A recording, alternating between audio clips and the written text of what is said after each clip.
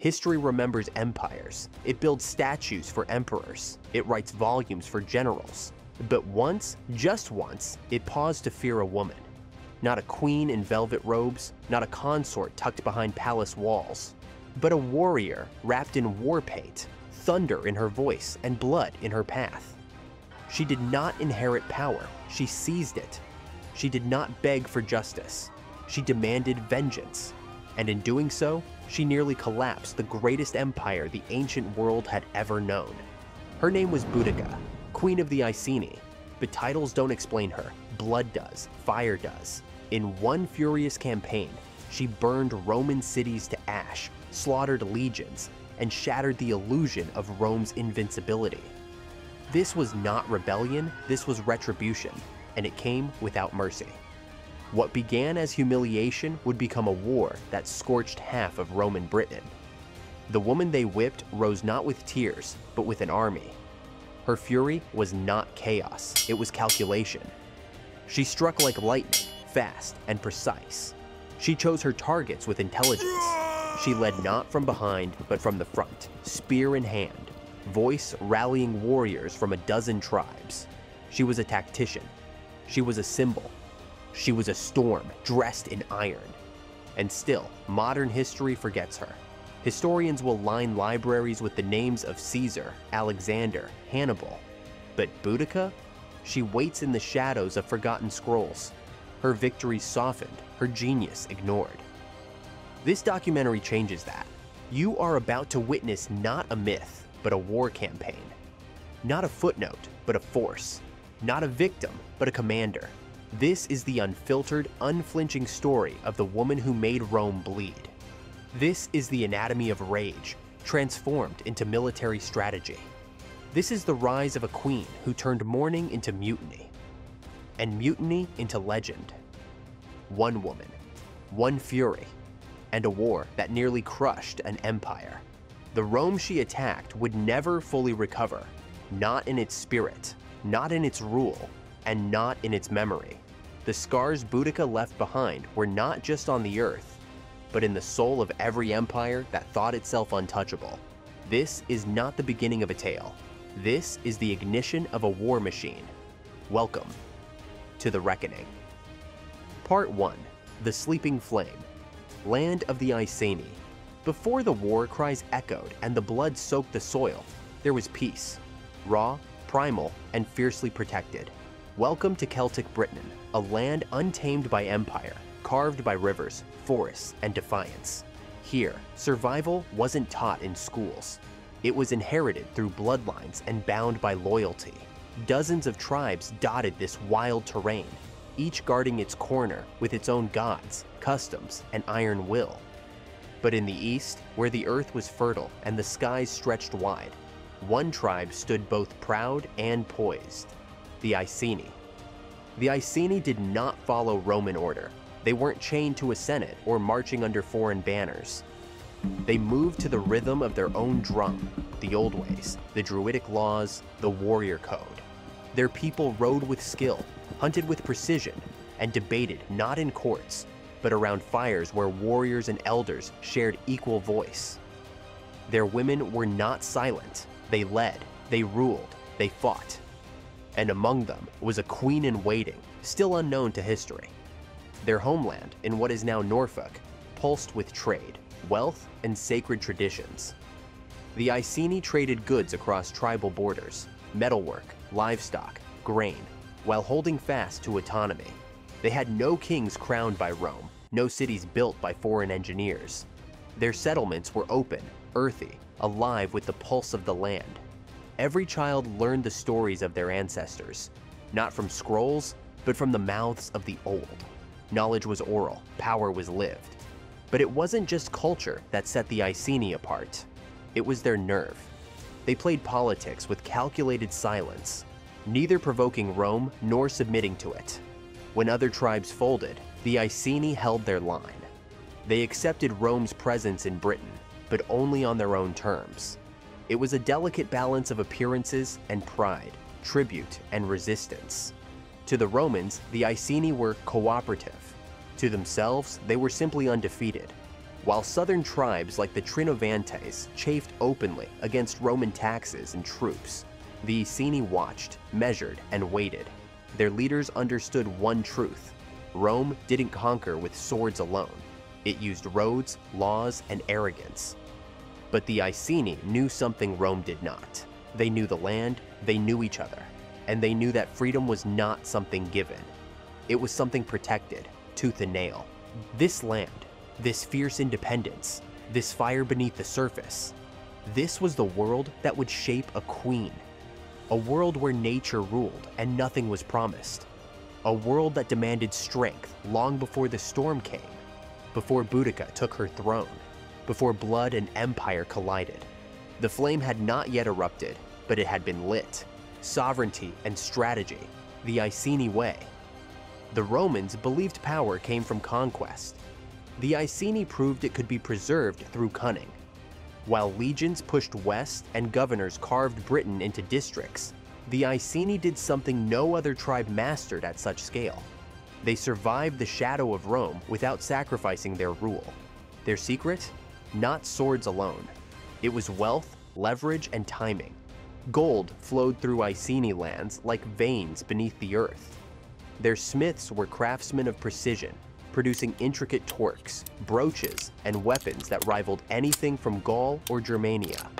Their livestock herds were among the largest in eastern Britain, and their farmlands yielded enough grain to trade well beyond their borders. They weren't just warriors, they were economic players. And they understood that wealth, when used wisely, could buy space. Space from interference.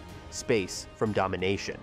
When Rome set its eyes on Britannia, it came expecting resistance, and where it met it, it crushed it. But the Iceni didn't resist with brute force. They responded with diplomacy. They offered tribute, limited cooperation, and loyalty through carefully measured gestures. It wasn't surrender, it was calculated survival. Their nobles negotiated recognition as a client kingdom, a rare and precarious status that let them maintain internal control while appearing submissive to Rome's expanding grip, and it worked for a time. The Iceni remained semi-autonomous, free to choose their leaders, worship their gods, and ride their own horses into battle drills without Roman interference. They didn't invite Roman cities into their lands. They didn't adopt Roman law wholesale. Instead, they played host to Roman ambition without letting it take root.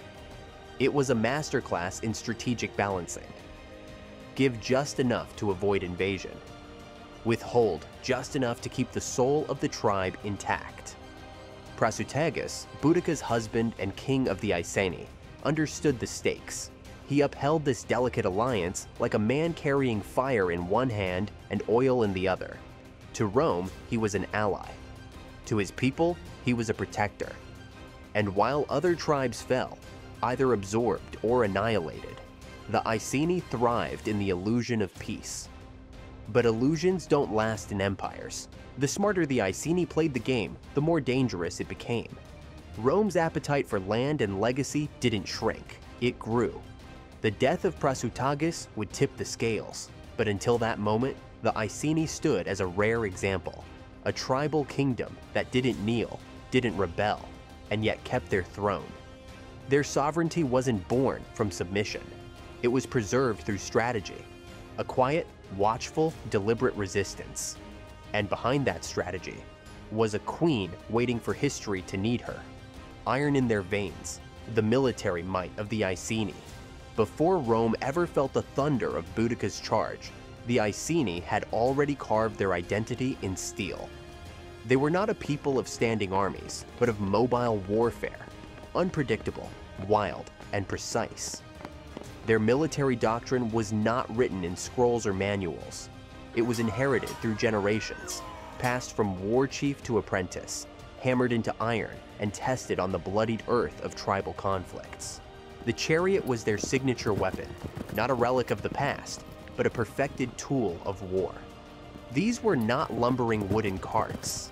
They were lightweight, fast, and shockingly agile.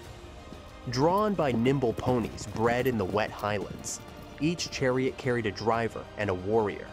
Able to maneuver across terrain the Roman legions could barely march through. They struck fast, scattered formations, and disappeared into the mist. To the disciplined Roman square, the chariot was chaos incarnate.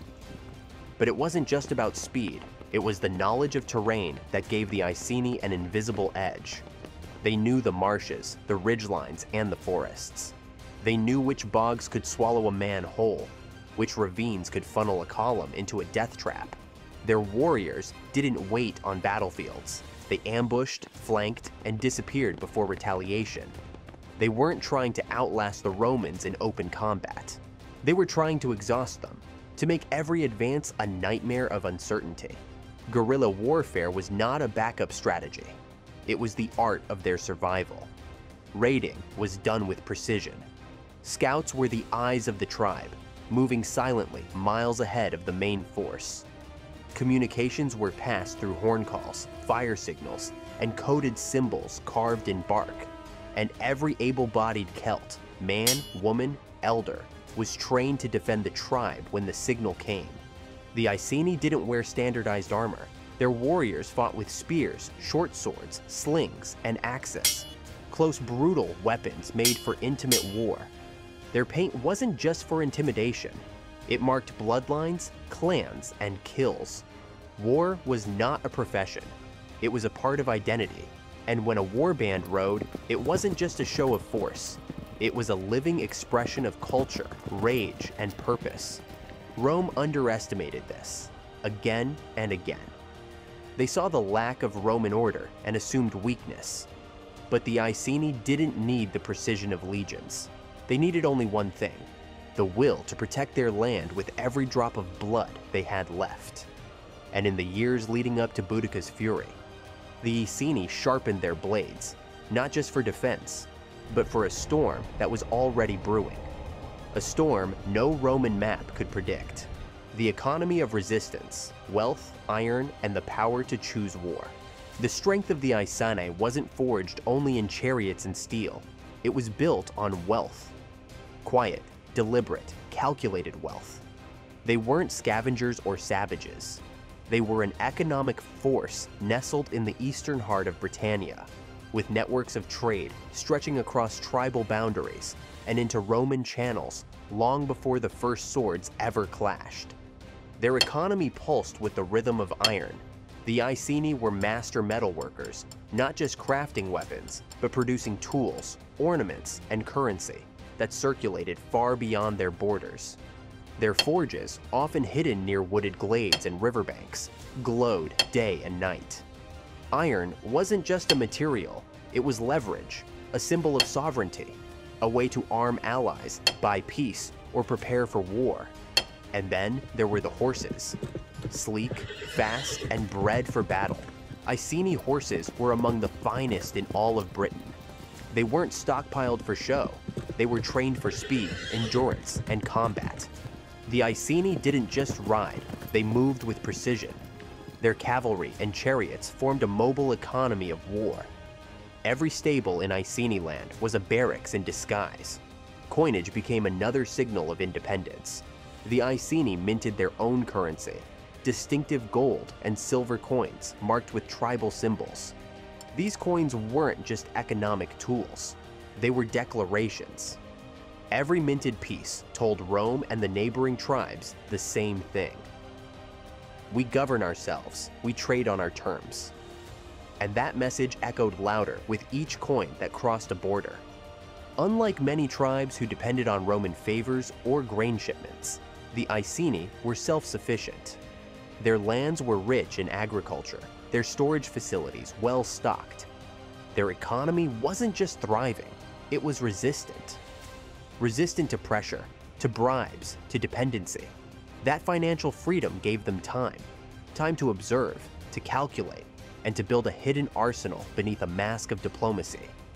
Rome may have seen them as rural and uncultured, but beneath the surface, the Iceni operated like a silent machine.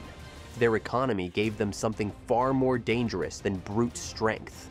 It gave them options, to negotiate, to delay, and eventually, when the time came, to choose war.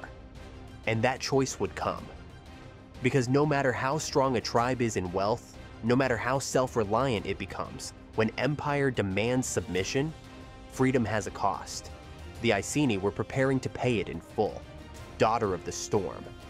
She was born into bloodlines, but not into luxury. Boudica was no palace-raised monarch pampered by soft linens and guarded courtyards. She came into the world beneath rough-hewn timbers, under the watchful eyes of warriors and elders. Her birth, though noble, was not celebrated with coins or decrees, but with omens, druidic chants, and the cry of a storm breaking over the moors.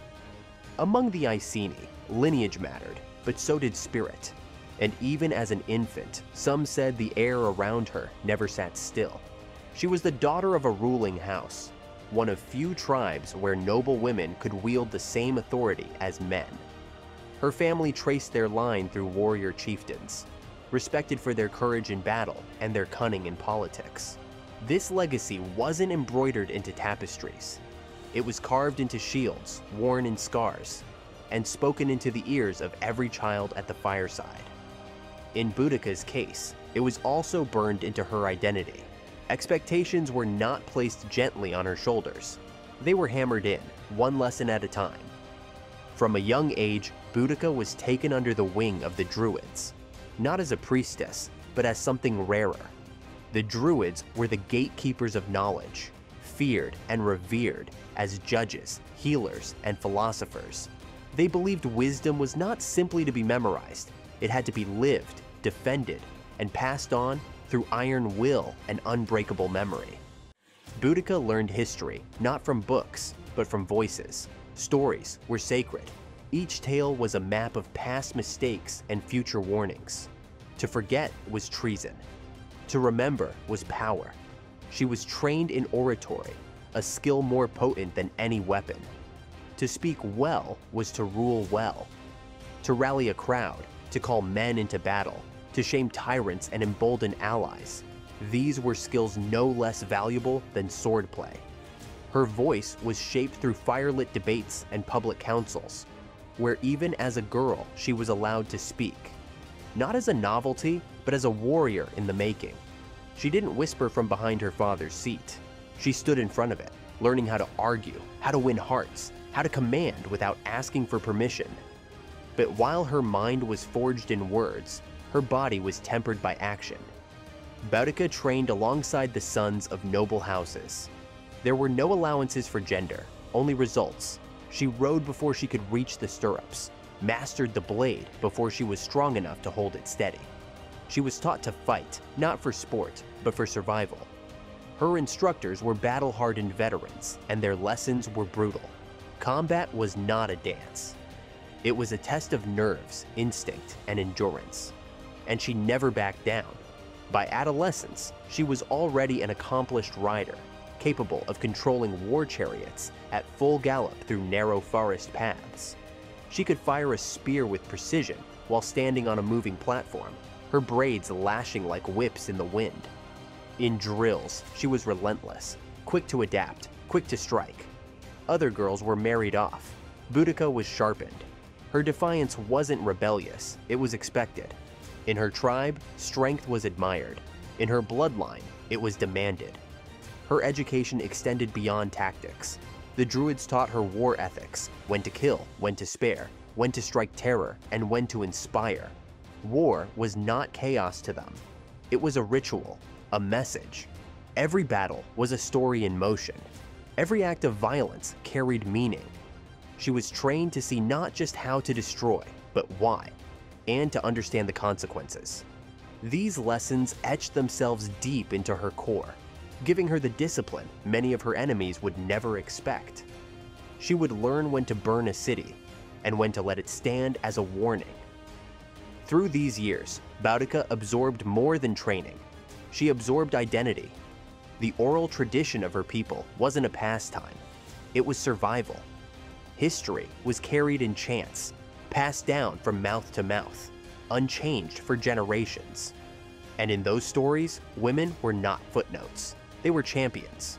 Warrior queens, divine mothers, seers who spoke for the gods. Boudica did not grow up wondering if she could lead. She grew up knowing that she must. It was in these formative years, before Rome tightened its grip, before her name echoed across battlefields, that her destiny was set, not by fate, but by design.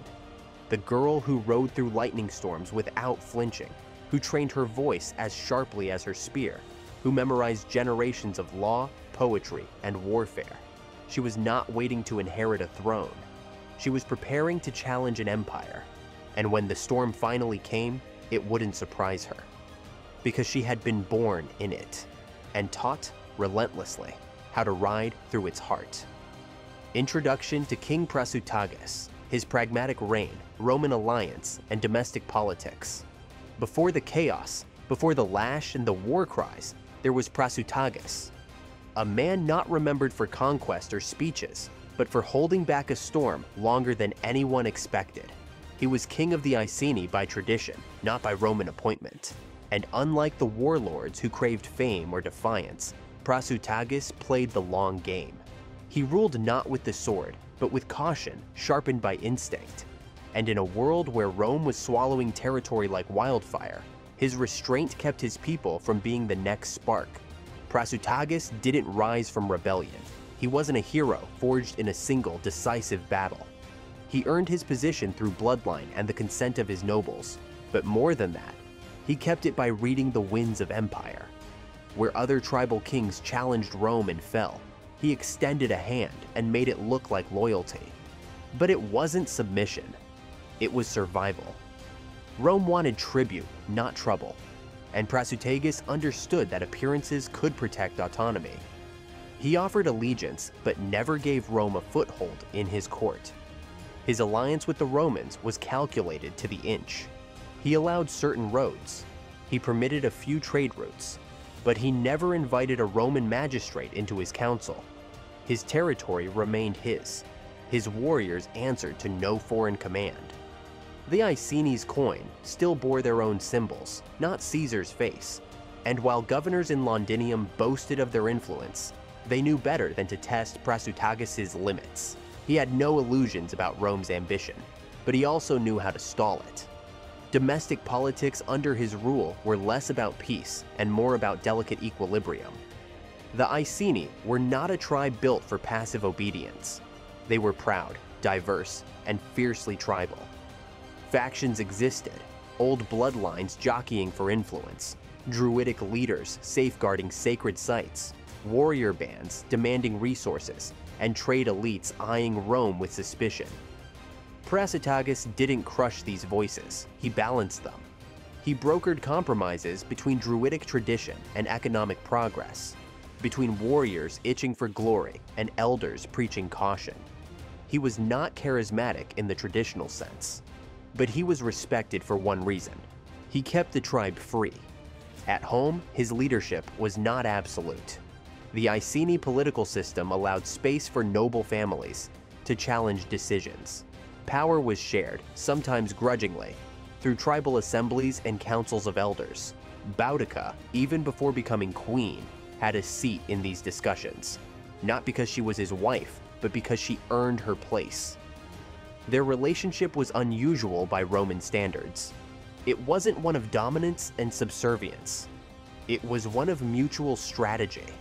Together, Prasutagus and Boudica maintained what few other leaders could: unity. In a land riddled with division and watched by imperial eyes, they preserved their kingdom's independence. It was a tightrope walk over burning oil, and Prasutagus walked it for decades. He wasn't blind to the cost. He knew that every year brought new risks, that Rome's patience was a mask for its appetite. So he began to plan, not for war, but for the moment after him. His will, an unprecedented act, was his final gamble. He named the Roman Empire and his two daughters as joint heirs, hoping that Rome would respect legal diplomacy over conquest. He thought he was buying his people time, one last play to ensure continuity. But he underestimated how deep Rome's contempt ran. Not for him, but for anything it couldn't fully own. Prasutagus didn't die defeated.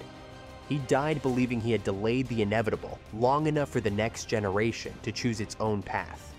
He did not know that what followed would be no inheritance, but fire, fury and the breaking of empires.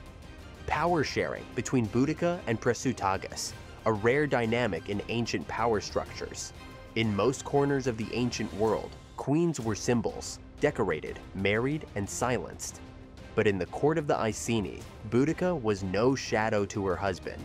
She was a ruler in her own right, standing not behind the throne, but beside it.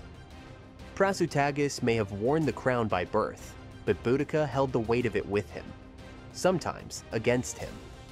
What they had was not a marriage of roles, but a coalition of rule. This power sharing wasn't written into law. It didn't have to be. The Iceni had no Roman codes or Senate decrees. Their structure was built on tradition and voice, and Boudica's voice had force. She sat in tribal councils not as an ornament, but as a deciding hand. Disputes came to both of them. Strategies were debated between them. And when the time came to make hard decisions, on trade, on military defense, on alliances, it was Boudica who often gave the final word. Even Roman officials took note. Tacitus, no friend to Celtic customs, described her stature not as symbolic, but practical. She was tall, commanding, sharp-witted. She wasn't hidden from foreign diplomats. She met them, challenged them, sent them home with warnings and terms of her own. And Prasutagus allowed it, not because he had no choice, but because he trusted her judgment. Their unity was their strength. Where other rulers tried to hoard authority, they split it, and that made them unpredictable. It was rare, unsettling even. In Roman eyes, a queen with command was dangerous. In the eyes of her people, she was essential. Boudica didn't ask to be involved in rulership. She was born into it and trained for it. And Prasutagus, despite living in a time and world dominated by male hierarchy, never tried to restrain her. He understood what most leaders feared. Power, when shared wisely, multiplies. She brought not only the loyalty of the people, but the deep respect of the warriors. When she spoke, even the most hardened chieftains listened, not out of courtesy, but because she earned it. In moments of internal tribal strain, when rival clans pushed for greater land, when the younger warriors tested the authority of the throne, it was Boudica who often stepped forward. She mediated disputes with a firmness that did not need threats. Her authority was felt not in raised voices, but in decisive solutions. She could speak like a priest, argue like a judge, and when needed, threaten like a warlord. Her reputation wasn't built on borrowed favor. It was carved into the political spine of the Iceni. Together, she and Prasutagus navigated an age where tribal kings were either swallowed by empire or destroyed by rebellion. They managed to do neither. He steadied the wheel with patience. She reinforced it with fire. Their rule was more than coexistence. It was co-leadership. Not balanced by tradition or luck, but by deliberate respect. And that respect shaped the structure of their kingdom. When envoys from Rome came with demands, they didn't face a solitary king. They faced a fortress of two. And that was enough to make even an empire hesitate.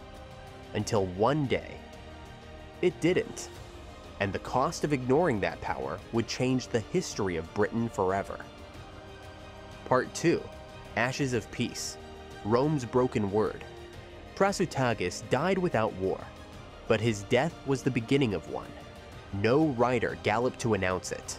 No Roman scribe marked the moment in bold ink. Yet the passing of the Iceni king shifted the ground beneath every foot in Britain. He had ruled with care, calculation, and caution. But death ignores strategy. And Rome, sensing opportunity like wolves catch scent, moved without hesitation. His body had barely cooled when the terms of his will were read. It was not an act of desperation or fear. It was his final move in a lifelong game of balance. Prasutagus had no male heir. So, he made the boldest legal gamble a client king had ever attempted. He left his kingdom to two heirs, Rome and his daughters, a joint inheritance, a calculated olive branch. He believed that by including the empire in his succession, he could buy protection for his bloodline, secure peace for the Iceni, and keep the fire of sovereignty alive, if only by thread. But Rome had no interest in threats. It wanted chains. Under Roman law, especially the unspoken law of conquest, such a will meant nothing. To them, Prasutagis's kingdom wasn't a partnership waiting for signatures. It was a conquest waiting for justification. The moment news of his death reached the ears of Catus Decianus, the imperial procurator, the pretense of diplomacy dissolved. The alliance Prasutagus had nursed for decades was ripped apart in days. There was no recognition of the will, no negotiation, no Roman delegation arrived in mourning. What came instead was force, quiet at first. Officials sent to tally land, appraise livestock, assess taxes, but soon it escalated. Roman soldiers entered Iceni territory not as allies, but as occupiers. The treasury was looted. Weapons were confiscated. Nobles were stripped of rank and land. Those who resisted were flogged or thrown into Roman dungeons, and those who begged for clarification were met with silence or swords. What Prasutagus had crafted as a shield became a pretext for seizure. But the greatest insult was not legal, it was cultural. Roman authorities refused to acknowledge the rights of the Iceni princesses. Women, to the empire, could not inherit political power, not in practice, and certainly not outside Roman bloodlines. By Roman eyes, the daughters of Prasutagus were meaningless, symbols at best, distractions at worst. The idea of tribal sovereignty being passed to girls, especially girls not raised in Roman custom, was an affront to their entire worldview. And so, the will was ignored, the daughters were erased, and the kingdom was claimed. It was a betrayal cloaked in bureaucracy, enforced by brutality, and rationalized by imperial arrogance. Prasutagus had spent a lifetime avoiding rebellion, but his death exposed the truth that Rome had never seen him as an equal, only as a placeholder, a delay, a necessary pause before domination. And in violating his final wish, Rome didn't just break a treaty, it lit the fuse on a war it wasn't ready for. The Roman betrayal, annexation of Iceni territory, seizure of property, violence against nobility, the brutal flogging of Boudica, and the rape of her daughters. The betrayal didn't come with legions, it came with scribes, taxes, and commands, signed in distant provinces.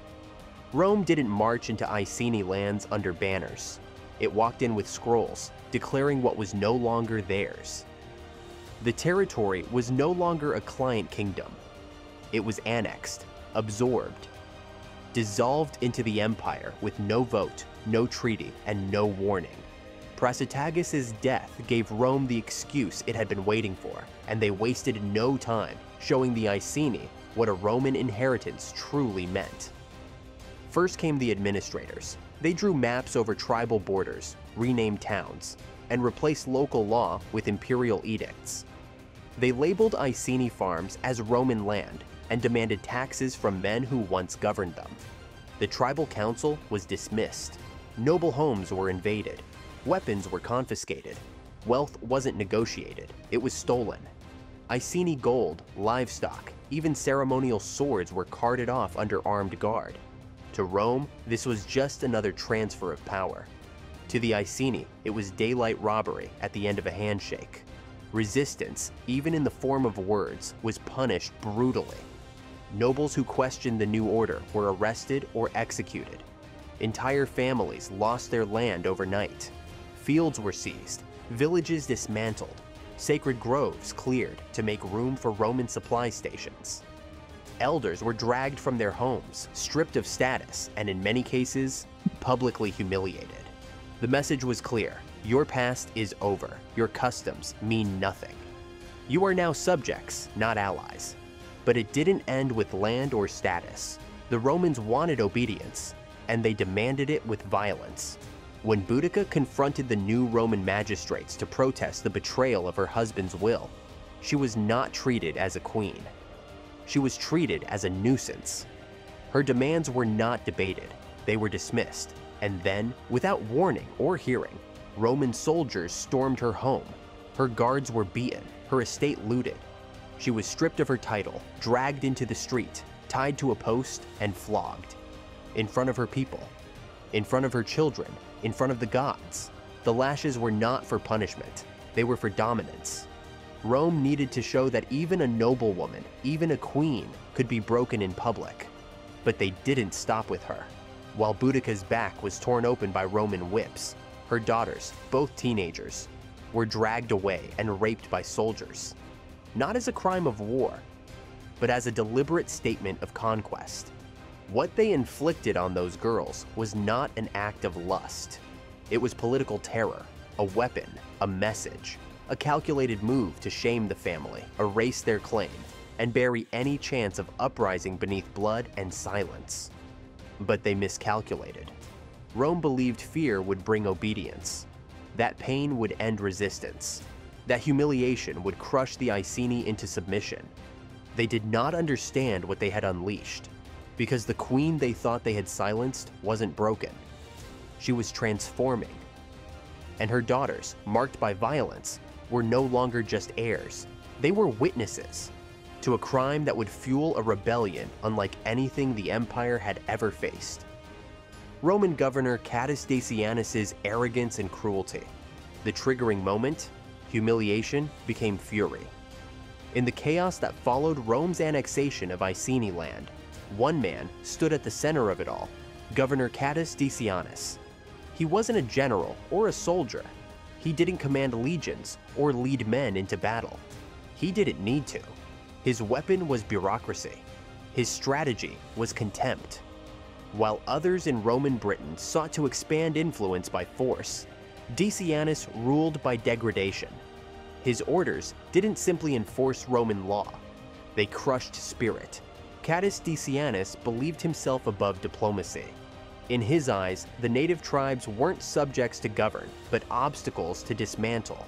He was a bureaucrat with a soldier's ego, and none of a soldier's discipline.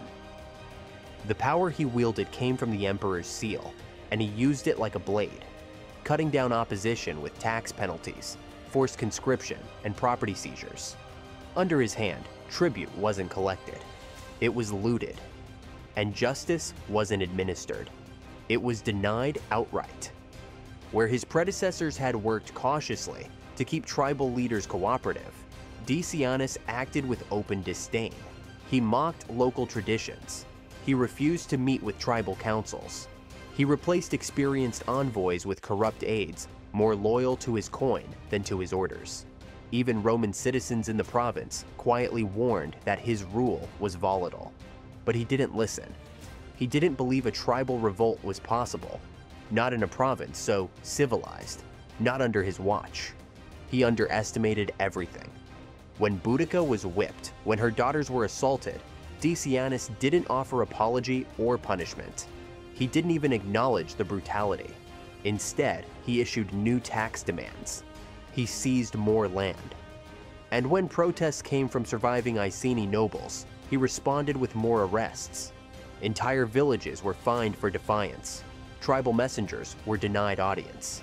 Families were displaced. He wasn't trying to restore order.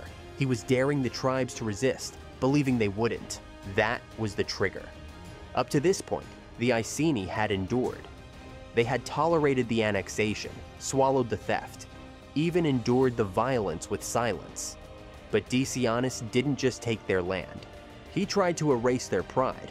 And for the Iceni, that was the final line. His cruelty wasn't an isolated act. It was the spark that reached dry timber. In the weeks that followed, no declarations were made, no threats were issued. But across the forests and valleys of eastern Britain, messages moved quietly from campfires to hilltops. Horns were repaired, spears were sharpened. Chiefs who once hesitated began to send scouts, not traitors. Decianus thought he had broken their will. What he had done was unify it. The humiliation didn't silence Boudica. It awakened something in her that even her closest allies had never seen. Not grief, not despair. Rage, strategic, burning, unstoppable. This was no longer about punishment. It was about justice, not from Rome, but from the people Decianus believed were incapable of fighting back. He had made a fatal error, not in policy, but in pride, because he mistook Boudica's silence for surrender. And now, her fury was going to speak for every wound Rome had left bleeding. The reckoning begins. They expected her to vanish, to retreat, to disappear behind a veil of grief and fear. But Boudica did not weep. She did not mourn. She did not hide. Her silence was not surrender. It was calculation. Every bruise, every scream, every drop of blood spilled in the name of Roman law became fuel. She didn't rise from her flogging as a victim. She rose as a weapon. Her response wasn't reckless. It was strategic. She knew revenge alone would be suicide, but vengeance with structure, that was war. And war is what she intended to bring, not in whispers or scattered ambushes, but in numbers Rome had never imagined could stand under one banner. The first to answer her call were the Trinovantes, longtime rivals of the empire. They had once ruled southeastern Britain until Rome dismantled their autonomy, replaced their leaders, and turned their capital into a Roman military hub. Their hatred had simmered for years, contained but never extinguished. Boudica didn't have to beg. She offered them what no one else could: leadership with courage and clarity. And they responded like a dam finally broken. From there, it spread. Messages rode on wind and hoof, from tribe to tribe. No formal treaties, no ceremonies. Just a clear call. Now is the time. Tribes that once squabbled over borders put down their feuds. Elders who had warned against uprising began sending their sons and grain. Even neutral chieftains, once paralyzed by fear, offered their warriors. What Boudica did in days was something no leader, male or female, had accomplished since the first Roman landing. She unified the fractious heart of native Britain under one cause. At the center of this rising storm, she stood, not as a queen protected by guards, but as a general preparing her strike. She didn't wait in halls for reports. She rode with scouts. She stood in war circles. She made decisions with warriors who had never before accepted a woman's command. And yet, they followed her. Not because of her title, because of her resolve. Then came the speech. Roman historian Tacitus recorded it, not to glorify her, but to document the fury that Rome had ignited. In that moment, surrounded by tribal chiefs and battle-ready crowds, she spoke not like royalty, but like flame given voice. She didn't appeal to pity or plea for help. She issued a challenge. She reminded them of their ancestors, of land stolen, temples burned, daughters violated, and laws forced down their throats like chains. She said, "We are not fighting for wealth or power. We are fighting for our lives and for the freedom of those who come after us." Every word struck like a hammer. That speech didn't just rally fighters, it forged an army. A war council was formed, not from nobility alone, but from those with battle scars and proven loyalty. It wasn't Roman in design, it was tribal, fast, and fierce. Each member commanded hundreds: chieftains, horsemen, druids, war captains, each with a role. They met beneath the open sky, not behind palace walls. Decisions were made quickly. Action followed instantly. In just days, not weeks, thousands assembled. Warriors from forests, hills, and coastlines marched to Boudica's call. Some brought swords, some brought axes and hunting spears. Others came with only courage and vengeance in their eyes. Women stood in the lines beside men, ready to fight, not as followers, but as warriors. War drums echoed through valleys where silence had once reigned. Signal fires lit the night sky from one ridge to the next. Rome had mistaken tribal decentralization for weakness. What they faced now was a people united not by treaties, but by memory and fury. An army had risen, not with pay or promise, but with purpose. And at its head was Boudica. She wasn't planning a protest, she was preparing a reckoning. One that would strike without mercy and without delay. The empire had committed its crime. Now it would meet its sentence. Part 3. Queen of Vengeance. Fire in Camulodunum. Camulodunum was the showcase of Roman dominance in Britain. A model colony, a veteran settlement, and the symbolic heart of imperial rule in the east. It wasn't just a city, it was a statement. Every stone in its forum, every marble column in its temples, every statue lining its wide roads screamed the same thing. Rome is eternal. Rome is law. Rome is unchallenged. That was the illusion. Until Boudica's army tore it down in a storm of ash and blood. The strike came fast. The defenders never saw it coming. Camulodunum had no walls, no defensive trench. It didn't need them, or so they believed. The colony had been founded on stolen Iceni land and filled with retired Roman soldiers, men who had once fought across Europe, but now spent their days collecting taxes and building shrines to their emperors. They had grown soft, arrogant. When word reached them of unrest, they laughed. The city governor mocked the threat and asked Rome for help, but not reinforcements. Just a temple guard, a gesture, nothing more. By the time the request reached higher command, it was too late. Boudica's war host, tens of thousands strong, moved like a wave through the countryside. Scouts had already mapped every road and ambush point. Her war council knew where the weakest links were, and when they reached the outskirts of Camulodunum, there was no warning shot. The attack began at dawn and did not end until the city lay in ruins. Boudica didn't strike Camulodunum for strategy. She struck it for what it represented. It was the first Roman capital in Britain, the site where land had been taken, where taxes had been enforced, and where Celtic gods had been outlawed. But most of all, it was the home of the Temple of Claudius, a towering monument built not by consent, but by extortion. The Britons had been forced to fund its construction as a sign of their subjugation. To them, it was not a temple. It was a monument to humiliation. Boudica ordered it burned to the ground. The temple did not fall quietly.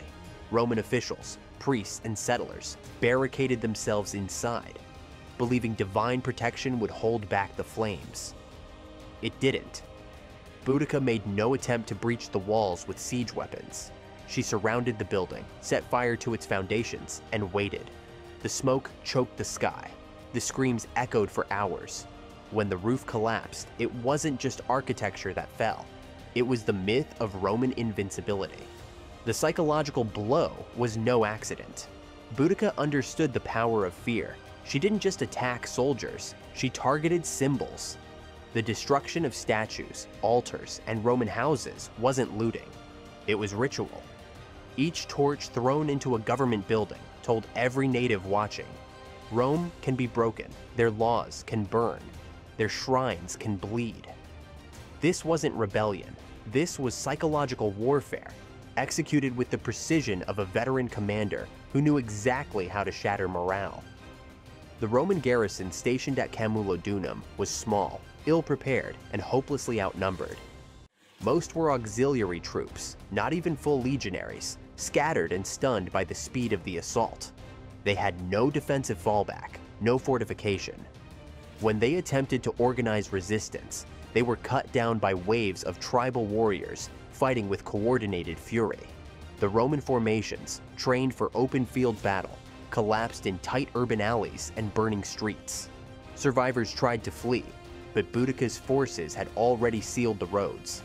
By nightfall, the city no longer existed.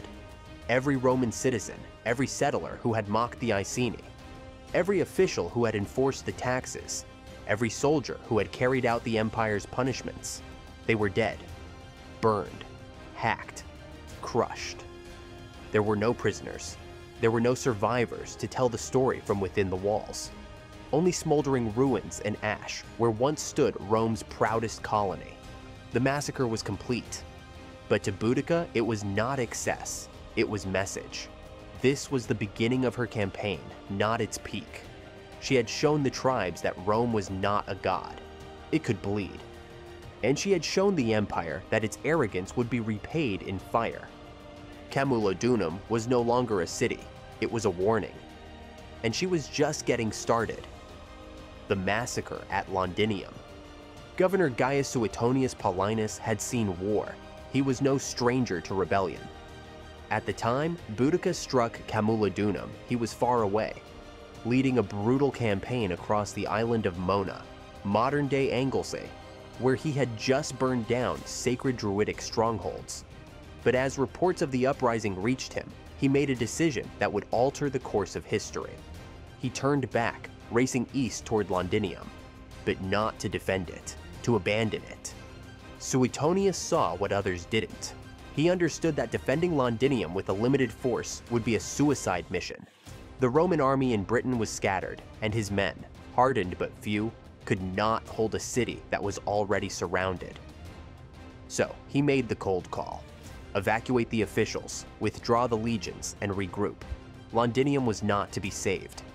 It was to be sacrificed. But Boudica didn't wait. She moved faster than Rome calculated possible. Her scouts had tracked Suetonius's withdrawal, and her war council recognized the opportunity. Londinium wasn't just another Roman town. It was the nerve center of the empire's hold on Britain, a trade artery, a military hub, the entry point for Roman supplies, wealth, and communication.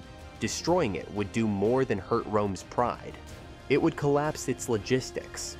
The march to Londinium was swift, and the assault was ruthless.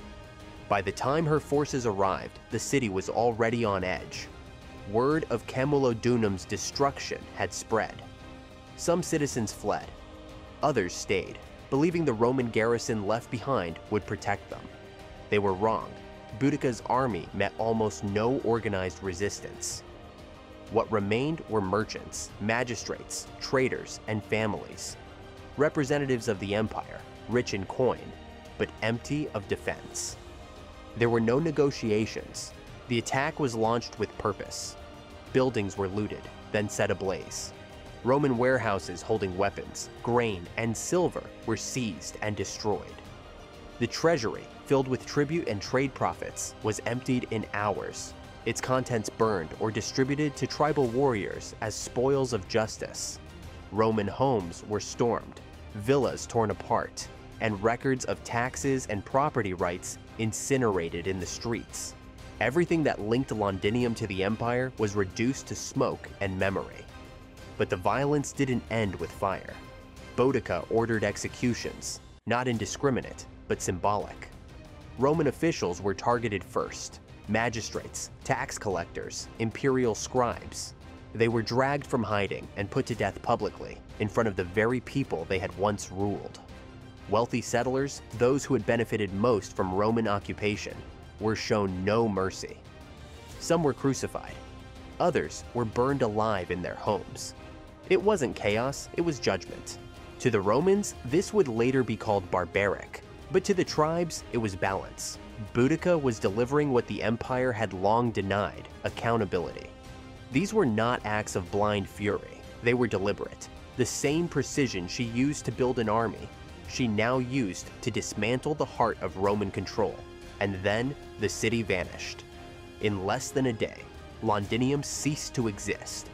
Ash replaced its markets, silence followed its screams, and the empire, for the second time in weeks, stood stunned by the scale of the destruction. Suetonius had gambled on saving his forces, and he had lost a capital. But Boudica hadn't simply leveled a city. She had pierced the myth that Rome was untouchable. She proved that even the empire's strongest outpost could fall in hours. That the will of the people, when united by fury and led by strategy, could shake foundations built over centuries. Londinium wasn't just vengeance. It was her message, written in blood and fire. We remember everything, and now, so will you. Empire on the edge. Collapse of Roman control. The empire had conquered continents. It had broken kings, absorbed nations, and built its might on order.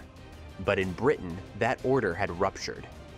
What began as a tribal uprising had become a wildfire, and across the Roman camps in Britannia, discipline gave way to fear. The reports were unbelievable. First Camulodunum, then Londinium.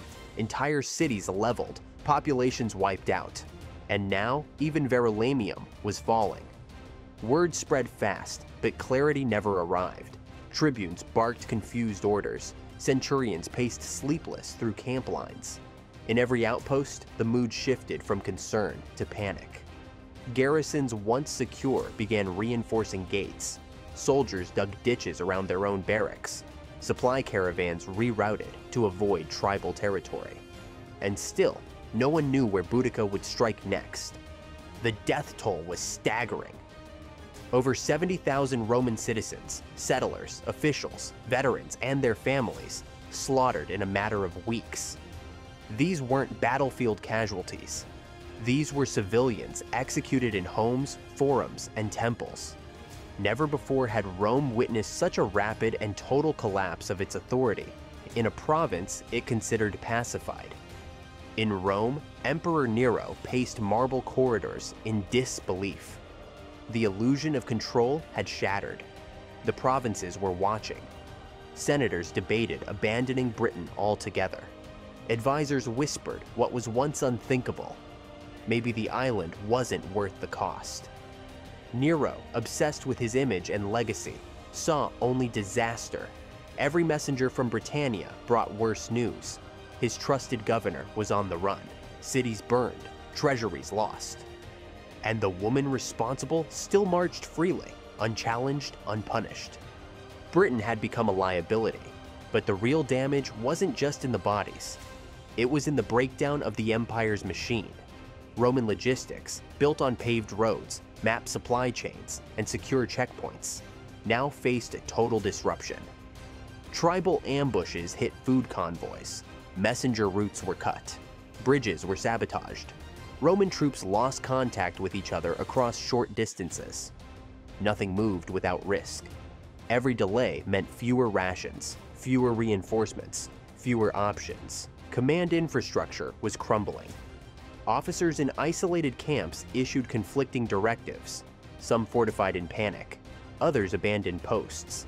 Legionaries hoarded supplies and questioned orders. The chain of command, so vital to Roman warfare, began to fray. Morale dropped. Desertions rose. Even loyal auxiliaries started to question whether Rome could hold the island. And through it all, one reality became unavoidable. Boudica's war had exposed the empire's weakest vein, its arrogance. Rome had built a system assuming its enemies would attack slowly, predictably. But she didn't follow their rules. She moved faster than their maps accounted for, hit harder than their scouts predicted, and vanished before a counterstrike could even be planned. Boudica's campaign didn't just destroy towns.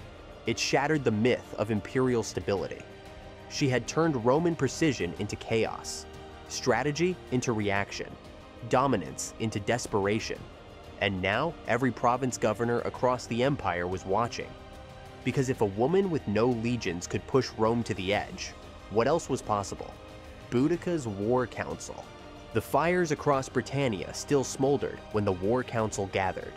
This time, not in haste or secrecy, but as commanders of a movement that had already crippled Rome's grasp on the island. What Boudica had achieved in weeks had taken entire Roman campaigns decades to accomplish elsewhere. But now, the question hung heavy over the tribal coalition. What next? The victory at Londinium had left Roman communication in tatters, supply chains destroyed, and thousands dead. Many chieftains argued to pause. They believed consolidation was the wisest path, to fortify their strongholds, rally more tribes, secure what had been reclaimed. To press further, they warned, could risk everything.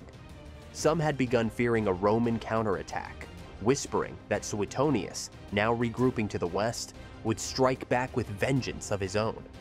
But Boudica had no intention of retreat. She stood before the gathered war leaders not as a figurehead, but as the sole reason their flag still flew. Her voice, once the rallying cry in dark forests and burning cities, now echoed through a war council filled with hardened fighters. Her message was simple. This was not the time to hesitate. This was the moment to crush Rome's spine. She rejected the idea of waiting. Rome would not sit idle. Suetonius would return with legions. And if the tribes fell back into scattered groups, the empire would dismantle them one by one, just as it had done before. Boudica knew history. She understood that power didn't last through caution. It lasted through decisive force. What they had won would mean nothing if they let Rome rise again from its knees. Her argument wasn't just emotional, it was tactical. Rome's army was still rebuilding. Its supply lines were not yet restored. The legions had been spread thin during the Mona campaign, and reinforcements from the continent had not yet arrived.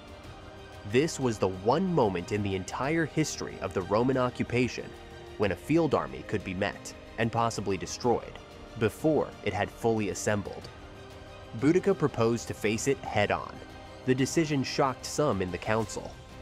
No native force had ever willingly confronted a Roman field army in open terrain.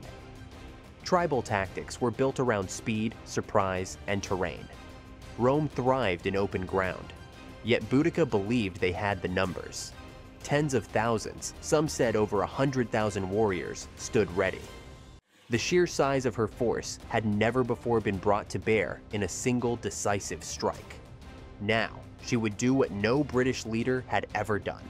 She would draw a line in the soil and challenge the might of a Roman legion. Preparations began immediately. The council reorganized into battlefield units. Scouting parties were sent westward to track Suetonius's movements. Supply trains, carried on wagons, ponies, and even women's backs, followed the mobilizing force. The war drums no longer signaled rebellion. They now beat in formation. What had begun as vengeance was now a full-scale campaign of annihilation. Boudica knew the risks. She knew the danger of stepping into Rome's arena. But she wasn't walking into it blind. She was daring them to meet her, because if she won, if she could shatter a Roman army in the field, then the entire island would turn. The last grip of the empire would break, and Roman Britain would become just another footnote in the ashes of failed conquest. And so, the queen who had burned cities now prepared to burn a legion, not with hope. Part 5. The Battle of Watling Street. Clash of Titans. The storm had scorched 3 cities, but now both sides knew. It would end not in flames, but in blood. Governor Suetonius Paulinus, having regrouped his fragmented forces in the western strongholds, chose his ground with the precision of a man who understood the consequences of failure. Along the ancient stretch of Watling Street, a Roman road carved for conquest, he planted his defense. Between a dense forest and a narrow plain, he formed a bottleneck. If Boudica came, she would have to strike from the open.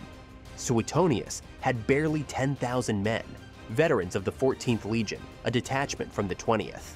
Some auxiliaries from loyal tribes, no cavalry to speak of. But what he lacked in numbers, he carried in discipline. These men were not farmers with swords. They were forged in fire from campaigns in Gaul, Germania, and Britannia's highlands. He arrayed them in tight formation, 3 ranks deep, flanked by a wedge of javelin throwers and shield bearers. Every position calculated, every angle prepared, but he was outnumbered by nearly 20 to 1. Boudica's force was unlike anything Rome had faced in Britain. Tribal hosts from every region, Iceni, Trinovantes, Corieltauvi, and more, streamed onto the field, not as scattered bands, but as one body moved by rage and resolve. Estimates range from 80,000 to over 120,000. They brought spears, axes, chariots, slings, and blades. Entire families followed, pulling wagons filled with supplies. Children, elders, and the wounded lined up behind the army like a living wall of witnesses. There was no pretense of negotiations, no signal of parley. This was a final reckoning. Before the charge, Boudica rose. She stood atop her war chariot, flanked by her daughters, their expressions hardened by memory and fire. She did not wear the silk of a queen. She wore the blood of her people. Her voice carried over the roar of her warriors. Not poetic, not rehearsed, but raw and direct. She reminded them of the lashes that tore her flesh, of the screams of her daughters, of cities burned not by her hand, but by Roman greed long before she ever struck back. She pointed to the veterans before them, not as giants, but as men whose strength lay only in illusion. "We fight not for land, not for tribute," she shouted, "but to be free of chains. If we win, we live as men and women who bow to no flag. If we fall standing, never kneeling." The warriors howled in response. The beating of shields, the clash of weapons, the pounding of hooves. They answered with sound before steel. But her tactics were not Roman. She had no heavy infantry, no tactical reserves. Her strategy was built on shock, pressure, and overwhelming force. Waves of warriors, wild and fearless, crashing like a storm against a cliff. Her chariots, nimble, fast, were meant to disorient, to scatter formations, to break discipline with chaos. Yet this would not be another Londinium or Camulodunum. The enemy before her was not made of merchants or magistrates. It was Rome, dug in, ready, waiting. And both sides knew. The outcome of this day would not just decide Britain, it would decide empire, the turning tide. When the first wave of Boudica's warriors surged forward, the field shook. Their war cry was thunder, their force was a wall. Thousands charged across open ground with the fury of a nation wronged. No pauses, no formation breaks, just raw momentum. It looked unstoppable. But Suetonius had chosen his ground with cold calculation. The field at Watling Street was narrow, flanked by thick forest on both sides. No flanking maneuvers could be made. No tribal cavalry could circle behind. Boudica's massive force had to attack from the front, funneled into a kill zone. What looked like open battle was, in truth, a trap sculpted by topography and experience. The Roman troops stood in silence, shields locked shoulder to shoulder, 3 ranks deep. As the horde approached, Suetonius gave the order. They held their line until the last second, then hurled pila, heavy javelins designed to pierce both shields and momentum. The first ranks of Boudica's army crashed into a wall of steel and buckled. Then the real Roman tactic unfolded. The legionaries didn't wait to be overwhelmed. They advanced with machine-like precision in wedge formation. Sharp, angled columns designed to slice through massed enemies like blades. Each unit moved as one organism. Shields slammed, swords stabbed, ranks rotated without breaking. Every advance by the tribes was met with controlled counterpressure.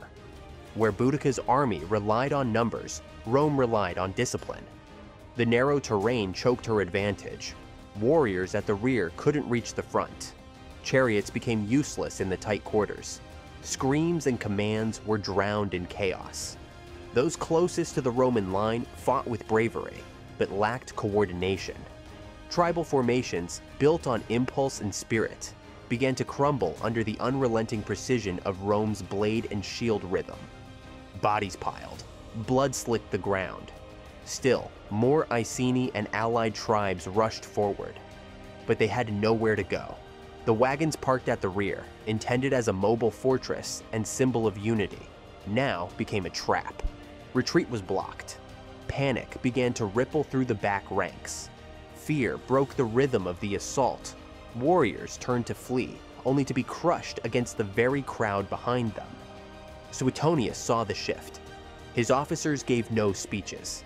They tightened ranks and pressed harder. The Roman line advanced like a crushing wall, stabbing and pushing, never letting the tribes regroup. What had been a battle turned into slaughter. The rout was total. Boudica's forces, once unshakable, collapsed in terror. Those who couldn't flee were cut down. Those who turned too late were trampled by their own. The screams now were not of war, but of realization. Realization that the victory they believed was certain had turned into a massacre. The fields ran red.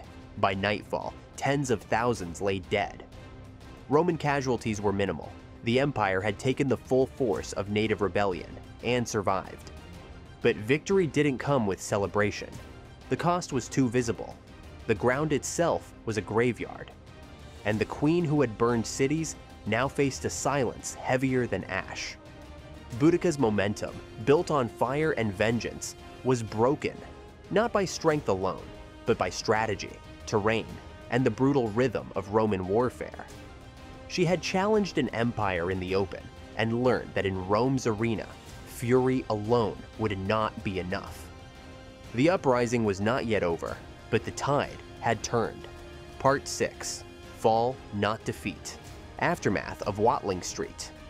When the battle ended, the field was no longer a battlefield. It was a grave. The bodies of warriors, horses, and innocents lay in twisted heaps across the narrow plain. Roman scribes, years later, would estimate the dead at over 80,000. No formal burial, no mourning rites. The soil absorbed everything: swords, flesh, memory. Rome stood, but it did not rise in triumph. The rebellion had been crushed, but the empire's wounds were deep.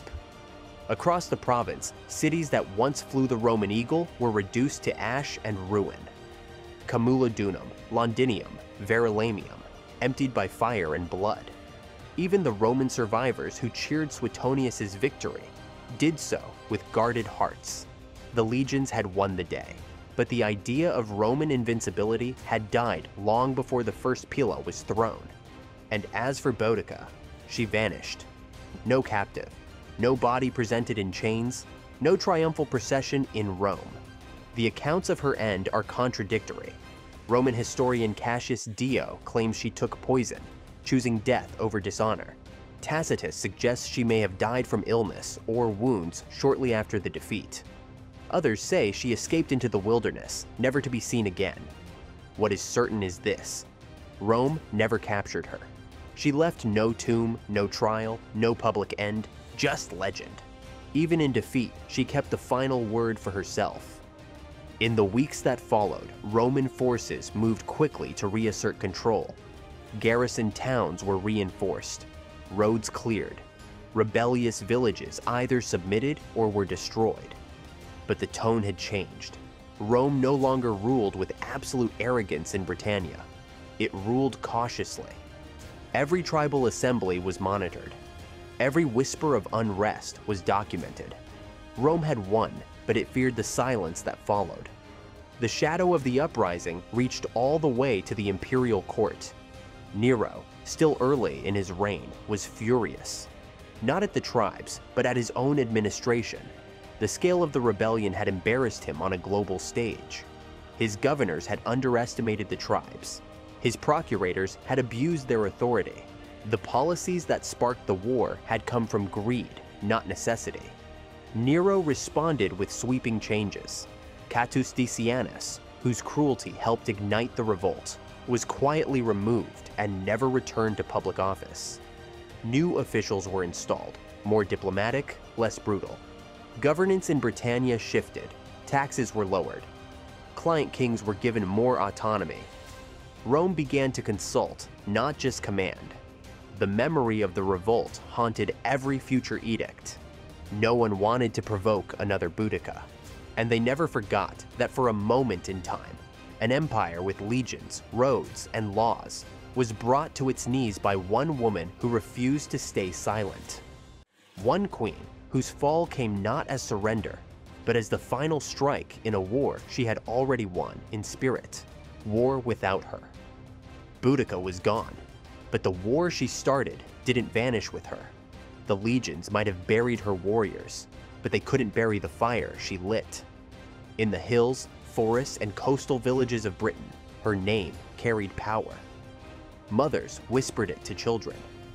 Warriors carved it into their blades. Elders passed it into memory. Not as myth, but as warning. Rome had won a battle. But the island had tasted revolt, and it never forgot the taste. The uprising didn't end rebellion in Britain. It spread something more dangerous than swords: belief. Tribes that had once bowed without question began to speak with sharper tongues. Alliances once forged through fear now demanded negotiation. Roman governors no longer strutted through tribal lands. They moved carefully, speaking in measured tones, building roads and forts with one eye always on the horizon. Every new policy in Britannia came with a silent question. Would this awaken another Boudica? The empire had changed. What had once been a campaign of cultural erasure became a project of survival. Rome no longer aimed to stamp out tribal identity in Britain. It sought to manage it. Garrison strategy shifted. Governors were chosen for restraint, not just power. Even military commanders began rethinking their tactics. Aggression gave way to subtlety. Where Rome once relied on overwhelming force, it now leaned on diplomacy backed by presence. The rebellion had exposed every weak point in the imperial system, and the adjustments were immediate. What Boudica forced Rome to do, no other rebel in the western provinces ever had. She made the most militarized empire in human history rethink how it ruled. Her campaign marked a dividing line in Roman Britain. Before her, there was dominance. After her, there was fear-tinged control. And that fear created space for tribal traditions to survive longer, space for local voices to gain leverage, space for memory to resist forgetting. Even in death, Boudica's impact stretched across generations. She proved that a revolt could shake the strongest foundations, that a single campaign, led not from a throne, but from a chariot, could rewrite policy, reshape governance, and stain the pride of emperors with permanent scars. Rome may have crushed her body, but it would rule Britain forever looking over its shoulder. Because she didn't just fight Rome, she changed how Rome fought. Part 7. Tactician of Thunder. Boudica wasn't just a symbol of resistance. She was a military mind sharpened by instinct and hardened by survival. While historians have long praised the tactical genius of men like Hannibal, Napoleon, and Alexander, few have dared place her in that company. But examine her campaign with clear eyes, and the truth becomes unavoidable. She was one of the most effective battlefield tacticians of her age. Her first edge: speed. She didn't move like an army. She moved like lightning. Roman commanders were trained to predict tribal raids weeks in advance. But Boudica shattered those assumptions. She bypassed formal staging, skipped drawn-out planning, and launched full-scale assaults within days of council decisions. Her forces were mobile, unchained by supply lines, and capable of outpacing imperial messengers. The distance between declaration and devastation was razor-thin, and Rome never adapted. She knew the land better than any general Rome could send. Terrain wasn't just backdrop, it was a weapon. Boudica's raids often hit from dense woods, across marshes, or along ridge lines where chariots could strike and vanish. Roman formations collapsed in terrain they didn't understand, where their square formations turned into traps instead of shields. While legions marched like machines, she fought like the earth itself, rising and striking when least expected. But strategy isn't just steel, it's psychology. Boudica understood the weight of fear. She didn't just attack Roman citizens, she dismantled Roman confidence. Burning the Temple of Claudius wasn't about logistics, it was about shattering belief. She targeted symbols with surgical precision: temples, statues, governors' estates. She knew what Rome thought made it immortal, and she set it on fire.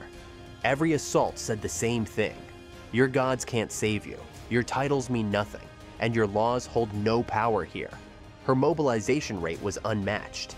In under 2 weeks, she gathered tens of thousands of tribal warriors, many from rival clans, into a cohesive war machine. That wasn't chance. That was diplomacy turned into coordination, and grief sharpened into logistics. Warriors didn't just appear, they arrived on time, fed, armed, and organized. There were no printed orders, no imperial networks. Her command structure was oral, fast, and fiercely efficient. She also severed Roman communication with surgical raids. Tribal scouts cut down runners. Tribal warriors burned supply routes. Coordinated night attacks on watchtowers and convoys left Roman units blind and guessing. She didn't just defeat Rome in battle, she made it impossible for Rome to prepare. And yet, history sidelines her. Hannibal crossed the Alps, Alexander crushed Persia, Napoleon rewrote continental warfare. But Boudica's campaign? It's treated like a tribal flare-up. Why?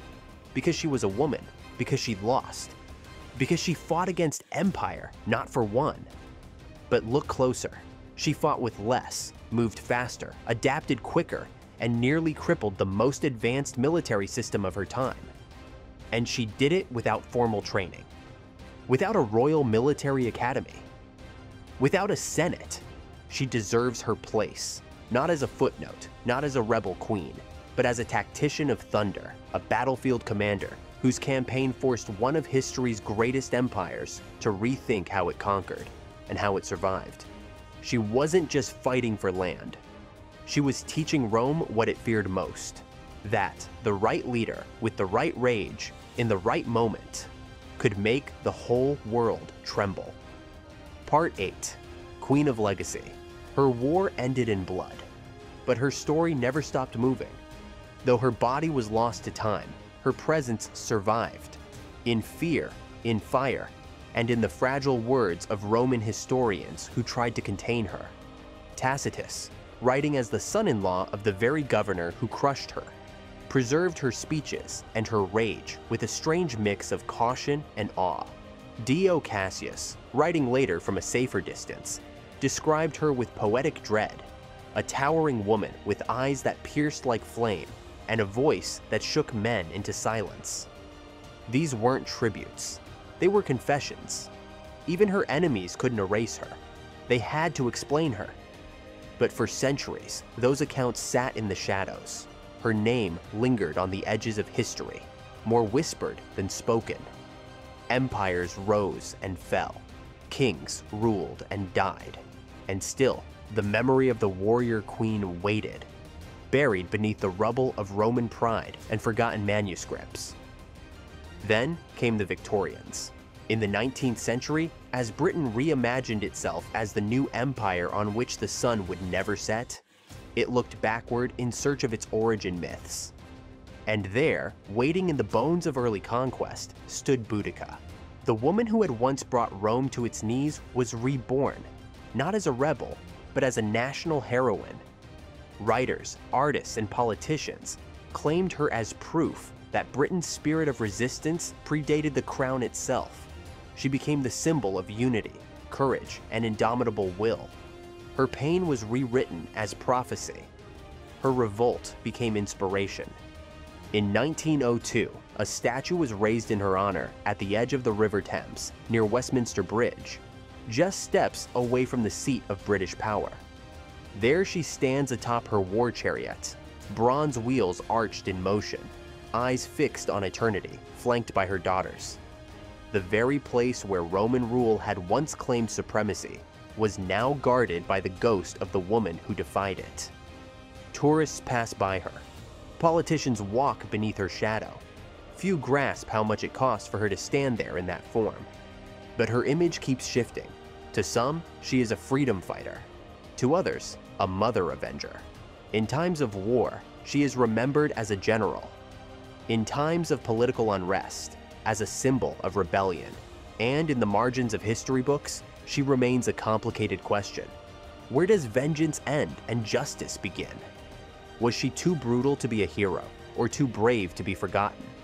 Her face has been drawn in ink, carved in stone, printed on coins, and used in political cartoons. Movements for independence, suffrage, and identity have all held her name high. Yet no one version of her ever tells the full story. Because Boudica, unlike most icons, didn't rise to represent just one idea. She embodied all of them at once: strength, defiance, leadership, pain, strategy, fury, legacy. And while empires may try to control how they're remembered, she proved that sometimes memory belongs to those who resist. Her legacy wasn't crafted by Rome, it was carved from its failure. She began as a queen of one tribe. She became a queen for all time. Part 9. Controversy and Power. The further history drifts from the fire, the harder it becomes to tell whether it burned in justice or rage. And no figure burns with more conflicting meaning than Boudica. Roman records claim her revolt left over 70,000 dead, most of them civilians. Entire towns wiped out. Women and children slain alongside governors and soldiers.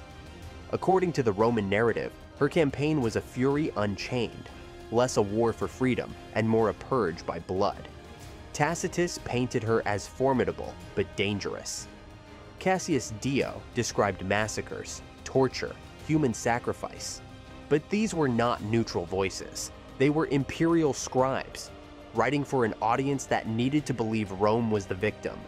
On the other side, the Celts had no written history. Their version of Boudica was carried in breath and memory, spoken around fires, whispered in resistance. To them, she was no monster. She was the justice denied by empire, the answer to every insult they had swallowed in silence. In those stories, it wasn't savagery, it was repayment. Brutal, yes, but earned. Because when justice is outlawed, vengeance often becomes law. The truth, as always, sits somewhere in the tension. Was Boudica a liberator? A woman who stood when others bowed? Who dared to fight an empire that believed itself immune to consequences? Or was she a destroyer, driven not by vision, but by personal fury, pulling thousands into a war that ended in fire and mass graves? Modern interpretations have only deepened the divide. To some feminist scholars, Boudica is a revolutionary archetype, a woman who refused submission in a world that silenced women at every turn. Her power, her command, her sheer refusal to be erased becomes a declaration of agency. She is remembered not as a victim of abuse, but as the one who struck back harder. Nationalists see her as the original defender of British soil. Long before kings, parliaments, or national flags, Boudica fought for something that felt like home. She becomes the prototype of resistance, the spirit of a land that rejects conquest in any form. In this light, she isn't just history, she's prophecy. But others, especially imperial apologists, have called her dangerous, a threat to order, a cautionary tale of what happens when emotion overtakes reason. In their eyes, she jeopardized progress. She was a disruption, a warning to those who challenged the machine too recklessly. So who was she? That question may never have one answer. Because Boudica didn't write her own history. She fought it, she lived it. She left it behind in the broken bones of cities and the scarred memory of empires. And maybe that's the point. In a world ruled by conquest, resistance rarely fits into clean categories. It isn't always noble. It isn't always clean. Sometimes it's raw, savage, human. But it always reveals what power tries hardest to hide, that no empire is invincible, that even the strongest can bleed, that even the most forgotten can rise, and that sometimes justice doesn't come in robes, it comes with a blade. Part 10. Immortal Flame. They erased her name from coins. They buried her story beneath victories. They told her ending only through the mouths of the men who tried to destroy her. But still, Boudica's voice endured. Not because they allowed it, but because it refused to die. For centuries, empires carved monuments to power and discipline. They told stories of emperors, generals, and men who wrote laws with swords. But Boudica was none of those things. She had no legion, no throne of marble, no bloodline passed down through generations of rule. What she had was fury, clarity, and the courage to ignite a war when the world expected her to beg. She was not born for conquest. She was born into fire. And that fire didn't end with her death. It spread. Across villages that remembered, across books that reappeared, across statues raised long after her bones had turned to dust. Her defeat in battle did not end her campaign, because what she shattered was not just a line of soldiers, but the illusion that only men could shape history. She proved with every swing of her blade that greatness has no gender. That leadership is not about bloodline, it's about conviction. That vengeance, when born from injustice, can become a weapon no army is prepared to face. And that sometimes, even in loss, you win. Not through territory, but through terror in the heart of empire. Not through victory, but through the memory that refuses to fade. Rome survived her, but it never healed. Because Boudica left a scar too deep to erase. Not just on cities, on confidence, on the very idea of dominance. She was proof that the powerful could be hunted, that justice could be demanded without permission, that even those without written history could become immortal through legend and defiance. Her legacy wasn't built in palaces. It was carved into the silence Rome feared would speak again, and it did, through daughters, through rebels, through nations who understood that to be free, Someone must dare to burn everything down first. And Boudica dared. This is not a eulogy. This is a war cry echoing through time.